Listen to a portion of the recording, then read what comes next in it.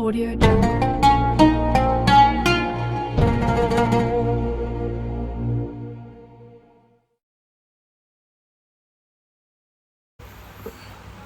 Assalamualaikum warahmatullahi wabarakatuh. Alhamdulillahirabbil alamin. Wassalatu wassalamu ala asrofil anbiya'i wal mursalin wa ala alihi wa sahbihi rasulillah ajma'in. Amma ba'du.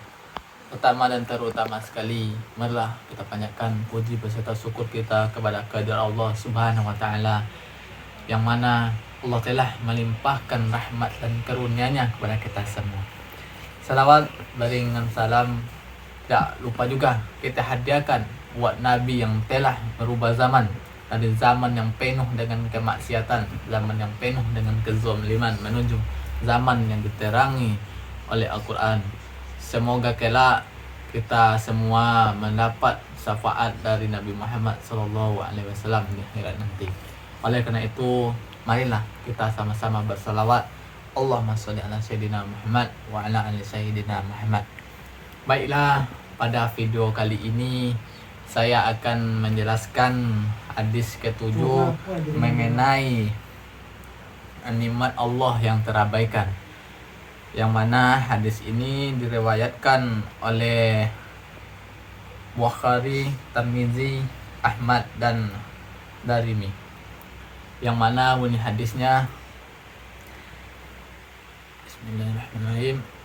Ibni Abbasin radhiyallahu anhuma qala Rasulullah sallallahu alaihi wasallam, ni'matani maqbunun fihima katsirun min nasi as-sihhatu wal faragu, yang mana artinya Ibni Abbasin, dari Abbas radhiyallahu anhu, semoga Allah meridhoi keduanya.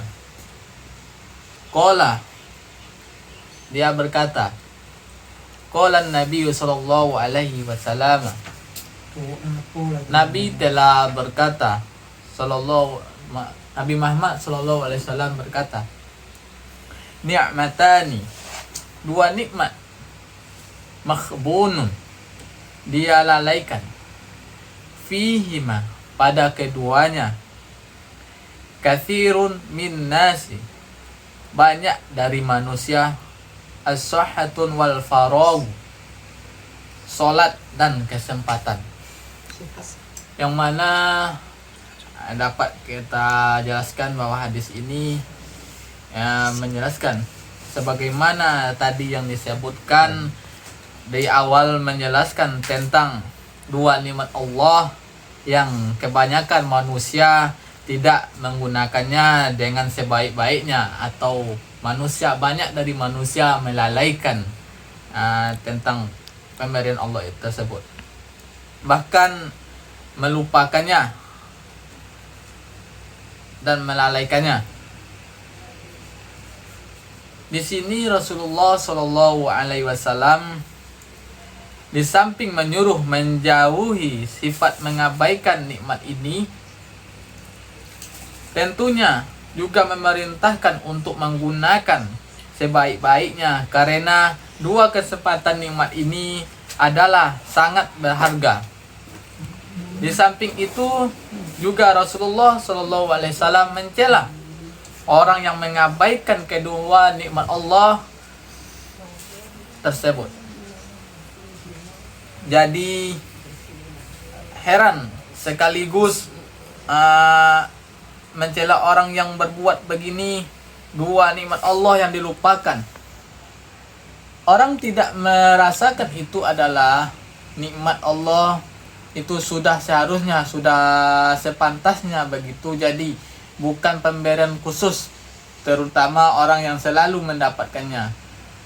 Dia baru nanti saat itu dia merasakan itu penting saat berguna, ketika nikmat itu telah dicabut atau telah hilang padanya. Makanya dilupakan, dilalaikan, tidak digunakan sebaik-baiknya, ditelantarkan, tidak dimanfaatkan. Jadi ada dua nikmat Allah umumnya atau banyak daripada manusia terjebak pada kesalahan seperti ini, yaitu menyia-nyiakan nikmat Allah yang sangat penting. Ini mungkin disebabkan karena salah satu karakter atau watak dari manusia itu sukanya meniru-meniru, mencontoh-contoh. Jadi seseorang kemudian mencontoh orang lain, melihat orang lain jika orang yang dicontohnya itu termasuk orang yang menyia-nyiakan nikmat Allah, maka ia juga terjatuh pada kesalahan yang sama. Apabila apa nikmat yang disia-siakan itu, yang tadi dijelaskan di hadis tadi, yaitu yang pertama sholat, yang pertama kesehatan. Jadi kesehatan merupakan nikmat Allah yang kebanyakan manusia menyia-nyiakan,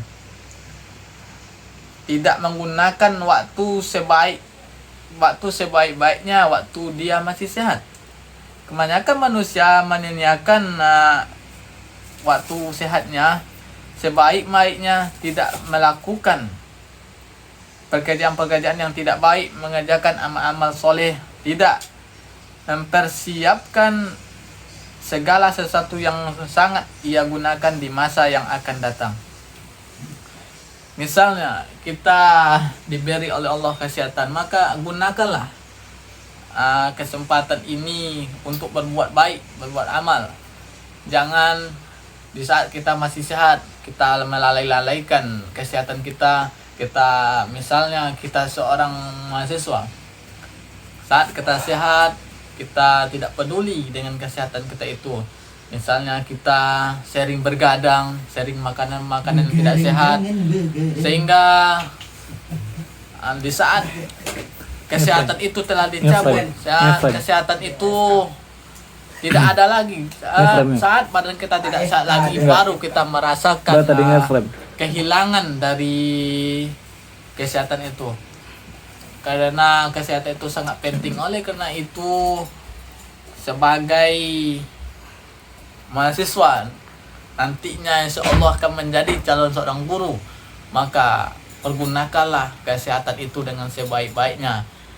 Jangan suka bergadang kalau bikin tugas. Kalau ada tugas dikerjakan, jangan bikin sampai nunggu malam baru mengerjakan, karena itu bisa mengganggu kesehatan kita nantinya.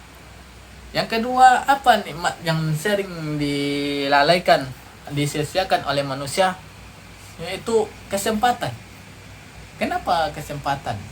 Ketika kita ada peluang, ada kesempatan yang datang pada kita, dan kita tidak mengambil kesempatan itu, lalu dan belakangannya kita menyesal, kenapa saya tidak ambil kesempatan yang telah diberikan oleh itu. Oleh karena itu, kita sebagai manusia itu kalau diberi kesempatan, ambil kesempatan itu, ambil peluang itu. Mungkin itu adalah cara Allah memberikan nikmat kepada kita. Oleh karena itu, apapun kesempatan, apapun peluang yang datang pada kita, mari manfaatkan dengan sebaik-baiknya. Jangan menyia-nyiakan kesempatan yang ada. Contohnya kita tadi nikmat kesehatan, dan kita mempunyai kesempatan untuk melakukan sholat.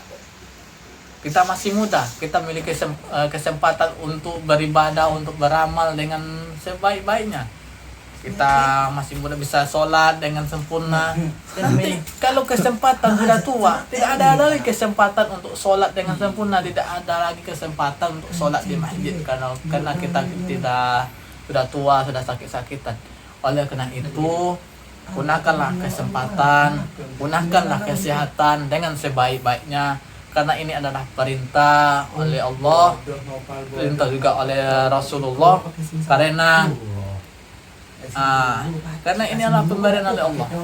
Ini kesehatan, kesempatan itu adalah rezeki untuk kita dari Allah. Oleh karena itu, gunakanlah kesempatan dengan sebaik-baiknya. Dan dari hadis ini juga dapat juga kita ambil kaitannya dengan pendidikan, di mana hadis ini menjelaskan prinsip